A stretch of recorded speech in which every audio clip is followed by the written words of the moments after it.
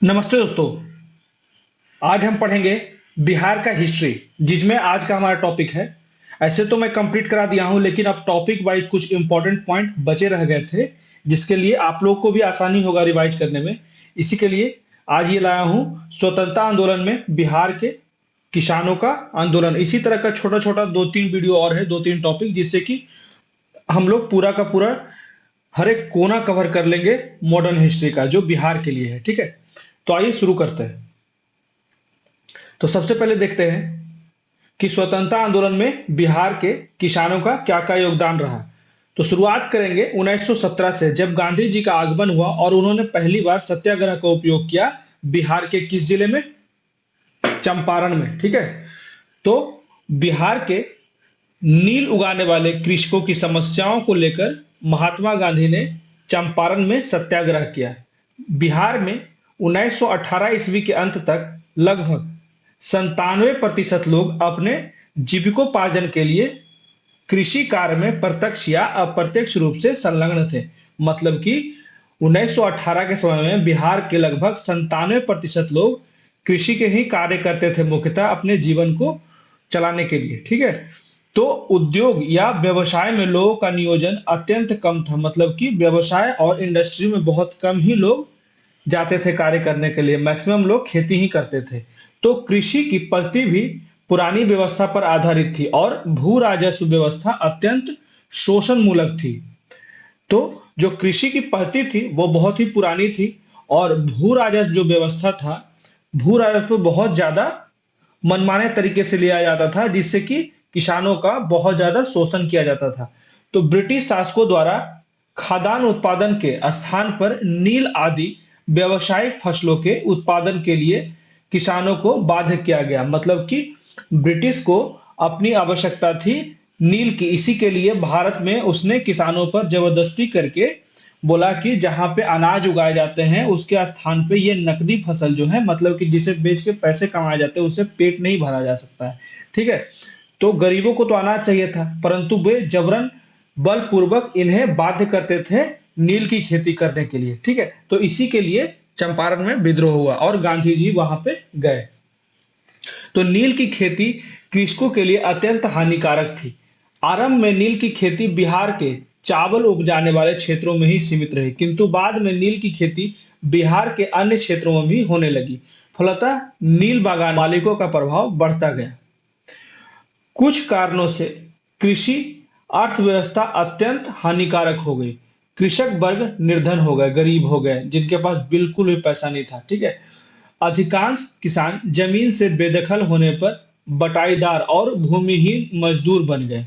ठीक है, तथा उनकी भूमि आदि जो थी वो साहूकारों एवं जमींदारों द्वारा हड़प ली गई, कर्ज के जाल में फंसाकर। ठीक है, तो इन्हीं परिस्थितियों ने ब्रिटिश शासन एवं उनके सहयोगी, जो कि यहाँ पे साहूकार और जमींदार थे, उसके विरुद्ध विद्रोह की पृष्ठभूमि तैयार की गई। तो गांधी जी के सत्याग्रह व अहिंसात्मक आंदोलन के कारण ब्रिटिश सरकार को चंपारण कृषक अधिनियम 1918 पारित करना पड़ा। हालांकि इस अधिनियम से किसानों को विशेष राहत नहीं मिली, परंतु कृषक एकता का प्रदर्शन अवश्य हुआ तथा कृषकों के समर्थक जो नेता के रूप में गांधी जी प्रसिद्ध हो गए। ठीक है, गांधी जी को बुलाया कौन था? तो राजकुमार शुक्ल ने। ठीक है, तो भूमि संबंधी मौलिक मौलिक मुद्दों को उठाने में स्वामी विद्यानंद का योगदान भी महत्वपूर्ण रहा। उन्होंने जमींदारी प्रथा की बुराई को उजागर किया तथा कृषकों को जागृत किया। ठीक है, स्वतंत्रता आंदोलन में बिहार के किसानों का योगदान क्या क्या था? जब चंपारण विद्रोह के आगे पढ़ते हैं, तो भारतीय राष्ट्रीय कांग्रेस के 1920 के ये अधिवेशन जरूर याद रखिएगा, जगह और टाइम और इसकी अध्यक्षता किसने की थी।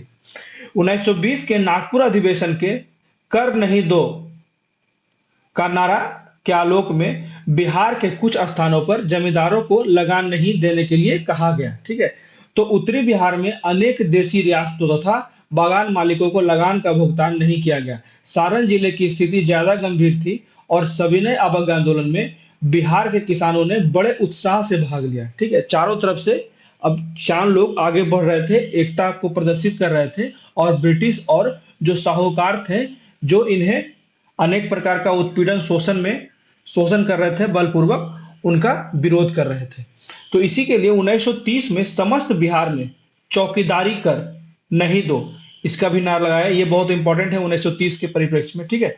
तो इसका भी अभियान चलाया जो काफी सफल भी रहा। 1930 के दशक के आर्थिक मंदी ने बिहार के किसानों को भी प्रभावित किया, उनकी स्थिति और भी गंभीर हो गई, ठीक है। यहाँ पे 1930 था, ठीक है, मिस्टेक से 1990 लिखा गया था। तो गोपालगंज के भोरे और करैया में स्थिति बड़ी गंभीर हो गई। यहाँ के किसानों ने पुलिस थानों पर आक्रमण भी कर दिया। देवरिया अनुमंडल किसान सभा के अध्यक्ष जो थे सच्चिदानंद, यहाँ से सच्चिदानंद की भूमिका शुरुआत होता है किसानों के लिए नए नए संगठन सभा का आयोजन करने के लिए। तो सच्चिदानंद के नेतृत्व में इन स्थानों में आंदोलन हो रहा था। मई 1931 में जहानाबाद में हुए किसान सम्मेलन में जिले के जमींदारों द्वारा किसानों के दमन की निंदा की गई तथा किसानों की शिकायतों की जांच के लिए एक समिति नियुक्त की गई। उस समय शाहाबाद में स्वामी भवानी दयाल सन्यासी बहुत ही सक्रिय थे। तो बिहार में कांग्रेस ने राजेंद्र प्रसाद की अध्यक्षता में एक कृषक जांच समिति भी नियुक्त की गई, जिसके अन्य सदस्य जो थे, अन्य सदस्य जरूर याद रखिएगा, बीपीएससी में ट्रेंड इस बार तो परसों का पेपर मैं देखा हूं जो अभी टीचर का हुआ है, थोड़ा सा टफ पेपर आया था, ठीक है, खास के मैथ्स का। तो यहां पे अब आगे रहते हैं, जिसके अन्य सदस्य थे सदस्य अब्दुल बारी, बलदेव सहाय तथा राजेंद्र मिश्र। इस जांच समिति के गहन प्रचार से कुछ जमींदारों ने डर कर लगान में काफी छूट भी दे दिया, ठीक है। बस केवल यहाँ पे एक जांच समिति बैठी, कृषक जांच समिति, जिसकी अध्यक्षता कर रहे थे राजेंद्र प्रसाद। तो इसके डर से ही बहुत से जमींदार थे वो लगान में छूट भी दे दिए। और एक बात बता दूं, आज ही का न्यूज आया है कि 27 तारीख आज है, 26 को बीपीएससी के चेयरमैन अतुल प्रसाद एक ट्वीट किए थे जिसमें बोला गया है कि अब सिर्फ ऑप्शन जो होगा मात्र 4 ही होगा और उसमें जो नेगेटिव होगी वो 1/3 होगा। ये बहुत ही इंपॉर्टेंट न्यूज है, तो स्प्रेड कर दीजिएगा और ज्यादा से ज्यादा लोगों को बता दीजिए जो भी बीपीएससी के एस्पिरेंट है, ठीक है। तो 1932 में दोबारा शुरू हुए सविनय अवज्ञा आंदोलन में किसान आंदोलन अधिक हिंसक हो गया और शिवहर, बेलसंड, बैरगनिया, तारापुर, मुंगेर आदि थानों पर आक्रमण किए। इन स्थानों पे किसानों द्वारा आक्रमण किया गया, ठीक है। जब 1932 में दोबारा सविनय अवज्ञा आंदोलन शुरू किया गया तो किसान ज्यादा हिंसक हो गए, क्योंकि वे निर्धन हो चुके थे, उनके पास खाने के लिए कुछ नहीं था। जो जमीन बचा था वहां पे नगदी फसल उगाया जा रहा था, तो वे एकदम फ्रस्ट्रेट हो गए थे, उनके पास कोई रास्ता नहीं बचा था विद्रोह करने के। तो बिहार में कृषकों के सबसे प्रभावशाली एवं महत्वपूर्ण नेता जो थे स्वामी सहजानंद सरस्वती थे। सहजानंद सरस्वती एवं अनेक उनके सहयोगियों ने किसानों में राष्ट्रीयता की भावना को जीवित रखा और किसान आंदोलन को एक नई दिशा प्रदान की। अब यह किसान आंदोलन वामपंथ की ओर मुड़ गया, मतलब कि यह वामपंथी विचारधारा को अपनाने लगा, ठीक है। तो सहजानंद सरस्वती ने किसानों को एकजुट करने के लिए अनेक सभाएं आयोजित की। केवल 1933 में ही सहजानंद सरस्वती ने किसानों को एकजुट करने के लिए 117 सभाएं की, याद रखिएगा ये 117 सभाएं आयोजित की, जिसमें वह स्वयं उपस्थित थे। तो 1933 के आरंभ में किसान सभा के विरोध के बावजूद परिषद में विधेयक पेश किया गया। इससे किसानों के मध्य रोष की लहर दौड़ गई और मुंगेर में किसानों ने एक सभा कर निश्चय किया कि वे आधे से अधिक लगान नहीं देंगे, ठीक है। मुंगेर में एक सभा किया किसानों ने खुद से कि आधा से ज्यादा लगान नहीं देंगे, तुम कुछ भी कर लो, ठीक है। तो पटना की सभा में सहजानंद सरस्वती ने यह घोषणा भी कर दी कि कांग्रेस को अपने उद्देश्य की पूर्ति के लिए किसान सभा का उपयोग करने नहीं दिया जाएगा, ठीक है। मतलब कहा गया कि कांग्रेस को लोगों को आकर्षित करने के लिए किसानों का मंच नहीं दिया जाएगा, जो किसानों की मुख्य मांग है उसकी पूर्ति होनी आवश्यक है। मधुबनी में मार्च 1933 के प्रांतीय किसान सभा में किसान सभा को एक औपचारिक स्वरूप देने का प्रयास किया गया, ठीक है। मार्च में प्रयास किया गया, लेकिन दरभंगा के जो महाराजा थे ऐसा नहीं होने दिया। लेकिन इसके बावजूद बिहटा में 1 महीने बाद फिर से नए जोश के साथ खड़े हुए, ठीक है, और दूसरा प्रांतीय किसान सभा का सफलतापूर्वक आयोजन कर लिया। और इसके बाद सहजानंद सरस्वती किसानों के निर्विवाद नेता बन गए। 1935 ईस्वी तक किसान सभा के सदस्यों की संख्या 80,000 थी। यह फैक्ट याद रखिएगा, 80,000। किसान सभा ने धीरे धीरे अपने को कांग्रेस से अलग कर लिया और इस प्रकार 1935 ईस्वी तक किसान सभा बिहार का एक शक्तिशाली एवं वामपंथी संगठन बन चुका था। 1937 में अंततः बकासत जमीन को लेकर वामपंथियों एवं कांग्रेस के मध्य संघर्ष उत्पन्न हो गया। यह सामाजिक वर्गों के मध्य स्पष्ट संघर्ष था, जिससे किसान एवं ब्रिटिश सरकार के बीच भी संघर्ष उत्पन्न हो गया। ठीक है, एक तो हो गया कांग्रेस और वामपंथियों के बीच में, और एक हो गया किसानों और ब्रिटिशों के बीच में। ठीक है, ये 1933 और 1937 का समय याद रखिएगा। उसके बाद 1938-39 तक कांग्रेस सरकार को किसान सभा से काफी संघर्ष करना पड़ा, परंतु द्वितीय विश्व युद्ध कब हुआ था? द्वितीय विश्व युद्ध तो 1939 से 1945। ठीक है, तो द्वितीय विश्व युद्ध के आरंभ के समय कांग्रेसी सरकार के त्यागपत्र दे देने के कारण संघर्ष और तनाव कम हो गया।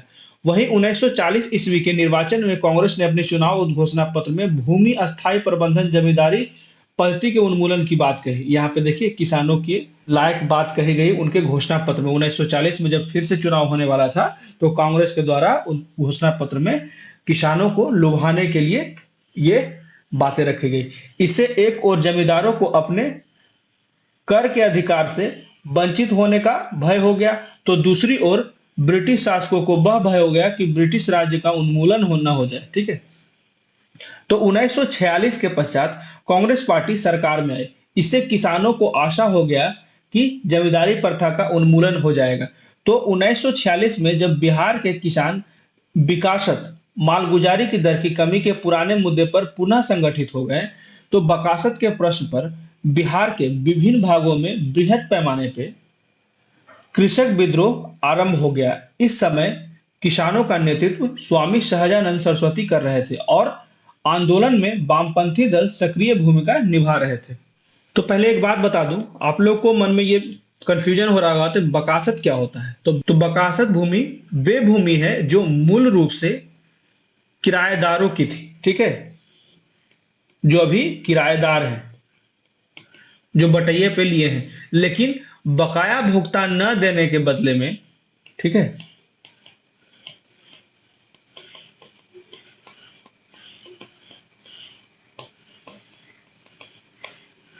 जमींदारों ने उन पर कब्जा कर लिया।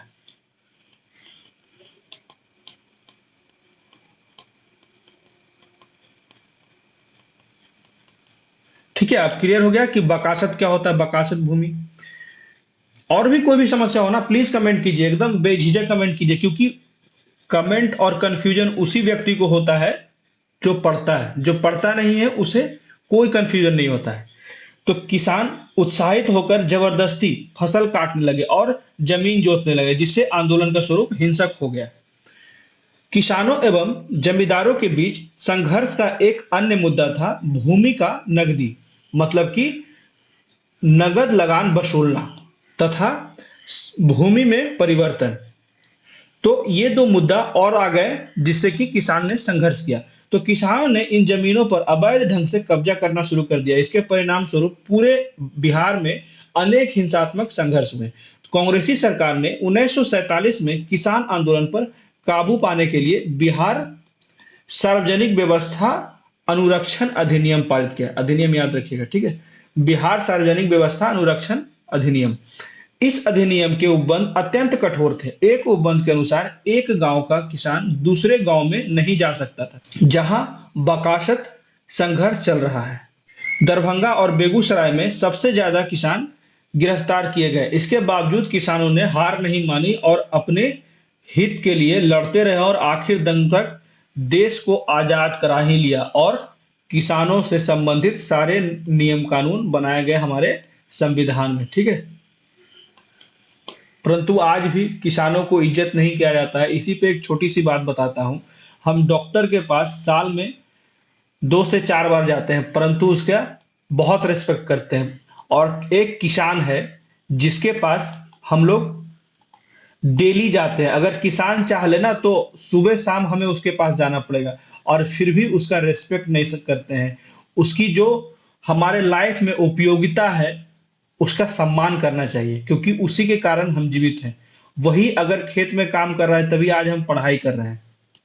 ठीक है, तो ये बातें समझनी चाहिए और किसानों के प्रति थोड़ा सा सम्मान रखें।